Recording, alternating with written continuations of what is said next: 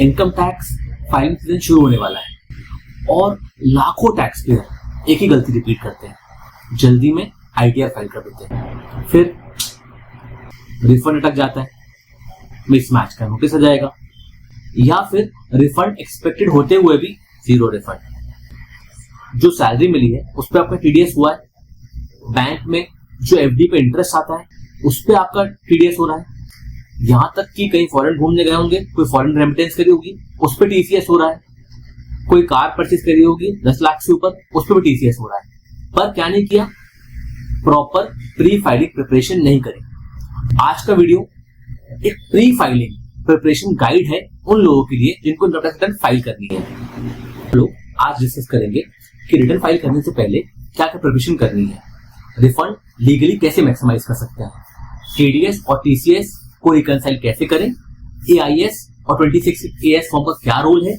और कौन सी mistakes refund delay कर देती है। अगर आप सैलरीड एम्प्लॉय हैं, कोई बिजनेसमैन है, कोई फ्रीलांसर है, कोई इन्वेस्टर है, कोई सीनियर सिटीजन है, तो ये आपके लिए है। Smart tax payer ITR file करने से पहले प्रिपरेशन स्टार्ट कर देते हैं। क्या प्रिपरेशन करते हैं, क्यों करना है और प्रिपरेशन?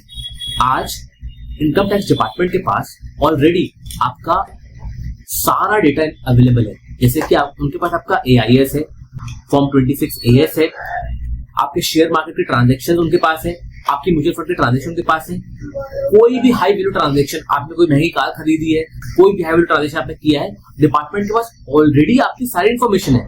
इसलिए प्री प्रिपरेशन करना फाइलिंग से पहले बहुत जरूरी है। कुछ स्टेप्स हैं, बताता हूं क्या। रिफंड क्लेम करने से पहले फॉर्म 26AS जरूर वेरीफाई करो। इसमें क्या वेरीफाई करना है? इसमें वेरीफाई करना है सैलरी पे टीडीएस हुआ होगा वो, और सैलरी का अमाउंट, बैंक एफडी के इंटरेस्ट टीडीएस हुआ होगा वो, और इंटरेस्ट का अमाउंट प्रॉपर्ली आ रहा है कि नहीं आ रहा। कोई प्रोफेशनल रिसिप्ट्स मिली हो तो उस पर टीडीएस हुआ होगा वो, उसका अमाउंट सही आ रहा है कि नहीं आ रहा। टीसीएस की एंट्रीज आ रही होंगी। अगर कोई भी टीडीएस डिडक्ट है बट नहीं दिख रहा है तो अपने डिडक्टर या एम्प्लॉयर से उसे करेक्शन करवाओ। एआईएस इग्नोर करना मतलब फ्यूचर प्रॉब्लम्स को इनवाइट करना। एआईएस यानी कि एनुअल इंफॉर्मेशन स्टेटमेंट, आजकल ये बहुत पावरफुल डॉक्यूमेंट है।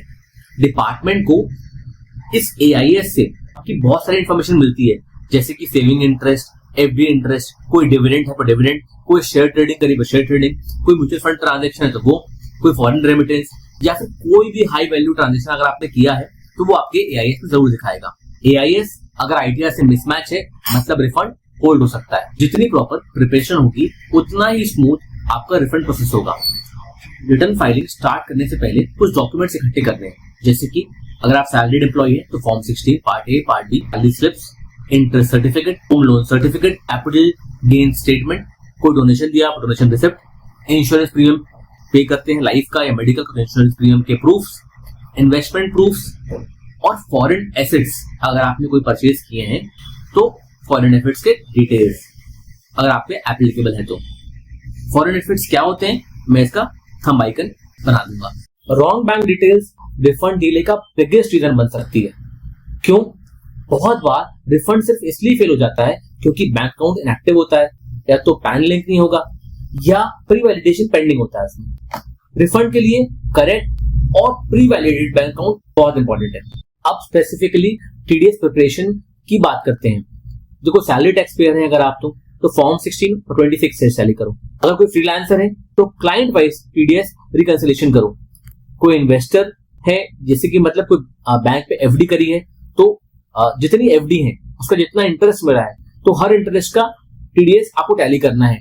और डिविडेंड है डिविडेंड वाइज टीडीएस टैली करो। अगर सीनियर सिटीजन है तो कभी कभी एक्सेस टीडीएस डिडक्ट हो जाता है क्योंकि आपने सबमिट नहीं किया। फॉर्म 15H ये डिक्लेरेशन होती है जो हमें सबमिट करनी पड़ती है बैंक्स को कि हम सीनियर सिटीजन हो गए हैं और हमारी इसके अलावा और कोई इनकम नहीं है, तो ये भी आपको प्रॉपर्ली चेक करना है। तो अगर टीडीएस प्रॉपर्ली रिफ्लेक्ट नहीं करेगा तो रिफंड ऑटोमेटिकली इंपैक्ट होगा।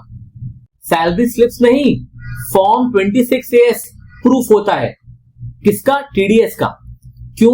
मेरे पास ऐसे बहुत बार केसेस आते हैं, हम लोग जब 26AS देखते हैं और सैलरी स्लिप देखते हैं तो डिडक्शन हुआ तो है सैलरी स्लिप में पर डिपॉजिट नहीं हुआ या फिर रिटर्न फाइलिंग नहीं हुई प्रॉपर एम्प्लॉयर के एंड से, तो सिर्फ सैलरी स्लिप में टीडीएस देखना इनफ नहीं है। डिपार्टमेंट के रिकॉर्ड्स में रिफ्लेक्ट होना भी कंपलसरी है।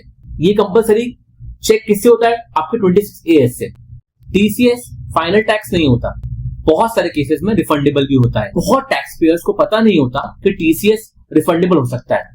जैसे कि टीसीएस कब कब होता है? फॉरेन ट्रैवल किया, कोई पैकेज बनवाया, उसमें टीसीएस होगा। फॉरेन रेमिटेंस किया, कोई रिलेटिव रहता है फॉरेन, आपने उसको पैसे भेजे, टीसीएस होगा।